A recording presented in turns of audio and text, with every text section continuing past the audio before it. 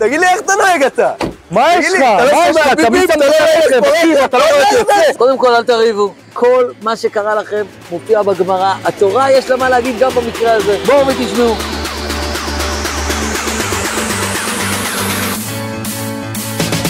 הרבה מצוות שבאדם לחברו מופיעות בפרשה שלנו. בפרשת משפטים כתוב שיש שור שנוגח, שגורם נזק, יש אחריות על הבעלים שלו. בימינו פחות שברים גורמים נזקים, אבל מכוניות, אנשים שנכנסים למכונית, אני מזיז את הרכב שלי אחורה, אם אני לא מסתכל אחורה, נתקע במישהו שעומד שם, אז אני אחראי. לפעמים מותר לבן אדם לעצור באמצע הדרך. אדם רוצה לפוש רגע, לסדר את המסע שיש לו, מותר לו לעמוד באמצע הדרך. גם לרכב, לפעמים מותר לעמוד באמצע הדרך, לפעמים הוא חייב לעמוד אם יש לו תמרור עצור, או אם הוא נמצא בחנייה.